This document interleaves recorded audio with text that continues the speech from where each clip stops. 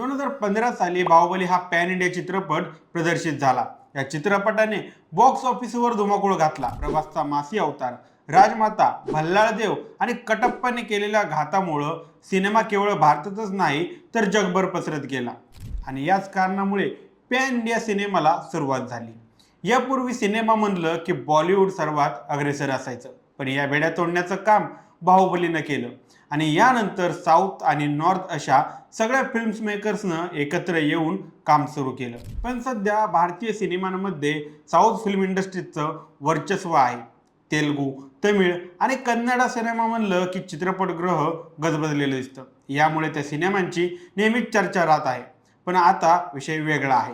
बॉलिवूड अभिनेत्या अनेक विषयांमुळे चर्चेत असतात, पण आता साऊथची राण्या राव नावाची अभिनेत्री चर्चेचा विषय ठरत आहे। ते कशामुळं तर गोल्ड स्मगलिंगमुळं। राण्या राव दुबईहून परतत असताना बंगळुरू विमानतळावर महसूल गुप्तचर विभागानं त्यांना 14.8 किलो सोन्यासह अटक केली आहे। या सोन्याची किंमत जवळपास 12 कोटी रुपये असल्याचं सांगितलं जात आहे।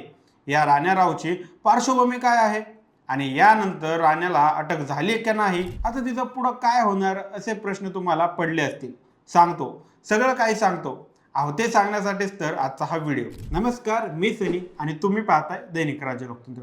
कन्नड आणि तमिळ चित्रपटांमधील अभिनेत्री राण्या राव दुबईहून परतत असताना बंगळुरू विमानतळावर महसूल गुप्तचर विभागानं तिला 14.8 किलो सोन्यासह अटक केली आहे।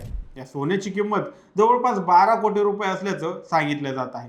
विशेष लक्षात घेण्यासारखी बाब म्हणजे अभिनेत्री राण्या राव कर्नाटकचे पोलीस महासंचालक पदावर कार्यरत असलेल्या IPS अधिकाऱ्याची मुलगी आहे। राण्या राव मंगळवारी 4 मार्च रोजी बंगळुरूच्या कंपेगौडा आंतरराष्ट्रीय विमानतळावर आली होती।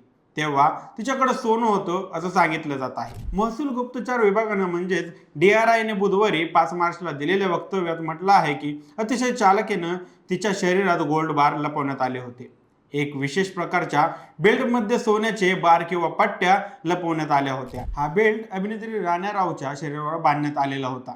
त्याशिवाय राण्या राव यांच्याकडून 800 ग्रॅम सोन्याचे दागिने देखील हस्तगत करण्यात आले आहेत।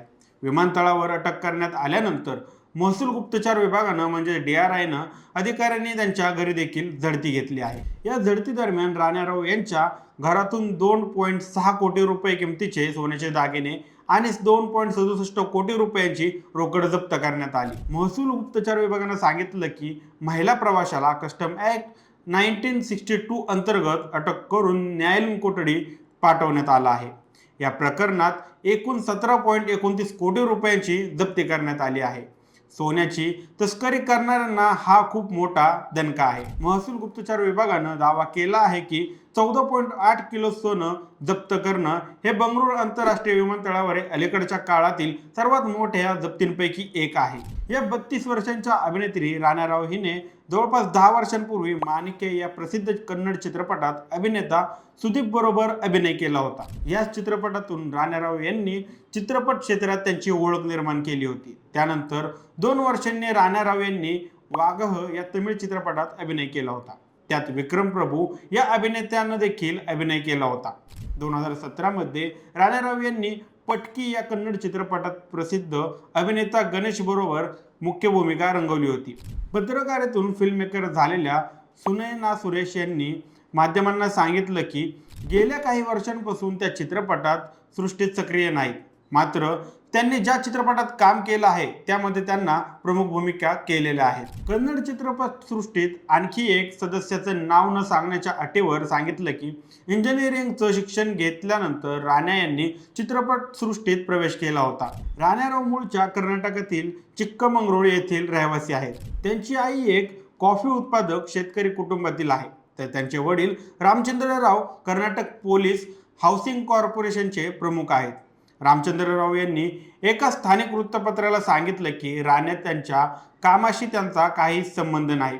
त्यांना त्यांची मुलगी आणि जावई यांच्या व्यवसायाबद्दल काहीही माहीत नाही असं सांगितलं जात आहे की 4 महिन्यांपूर्वी राण्या राव यांचा विवाह झाला होता। राण्या रावचे वडील रामचंद्र राव हे कर्नाटक स्टेट पोलीस हाऊसिंग कॉर्पोरेशनचे DGP आहेत। त्यांनी या प्रकरणावर NIA या वृत्तसंस्थेला प्रतिक्रिया दिली आहे। ते म्हणले की माध्यमांच्या माध्यमातूनच मला ही माहिती समजली, तेव्हा मला देखील धक्का बसला। मला या प्रकरणाबाबत अधिक काहीच माहीत नव्हतं। इतर कोणत्याही वडिलांना धक्का बसला असता तसाच मलाही बसला. ती आमच्यासोबत राहत नाही. ती तिच्या नवऱ्यासोबत स्वतंत्र राहते. काही कौटुंबिक कारणास्तव त्यांच्यात कदाचित अडचणी निर्माण झालेल्या असतील. असो, कायदा त्यांचं काम करेल.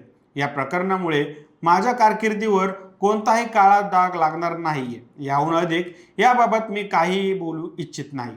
पोलीस अधिकाऱ्यांनी दिलेल्या माहितीनुसार राण्याराव वारंवार दुबईला जात होत्या.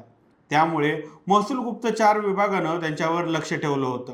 गेल्या 15 दिवसांमध्ये ते 4 वेळा दुबईला गेल्या होत्या. यामुळे त्यांच्यावरील संशय आणखी वाढला होता. विमानातील इतर प्रवाशांना इमिग्रेशन प्रक्रियेतून जावं लागतं, तर राण्याराव मात्र कथितरित्या विना तपासणी विमानतळाबाहेर पडल्या होत्या. विमानतळावर त्या सांगायच्या की त्या DGPच्या कन्या आहेत.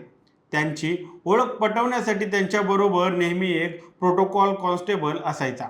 एक वरिष्ठ अधिकाऱ्यानं सांगितलं की प्रोटोकॉल कॉन्स्टेबल किंवा अधिकाऱ्याचा आरोप करणं चुकीचं ठरेल. आता एक सेलिब्रिटी आणि त्यातल्या त्यात एक IPS अधिकाऱ्याची मुलगी अशा प्रकारची तस्करी करत असेल तर लोकांना काय संदेश जाईल, असा मोठा प्रश्न उपस्थित होत आहे. या अभिनेत्रीला चांगला धडा शिकवला पाहिजे अशी मागणी सुरू आहे. आता यानंतर सिनेमा लाईनमध्ये याचा काय परिणाम होतो हे देखील पाहणं महत्त्वाचं ठरणार आहे. या माहितीबद्दल तुमची काय मते आहेत आम्हाला कमेंट करून नक्की कळवा. आणि जर राज्य लोकतंत्र चॅनलवर नवीन असाल तर चॅनलला नक्की सबस्क्राईब करा. धन्यवाद.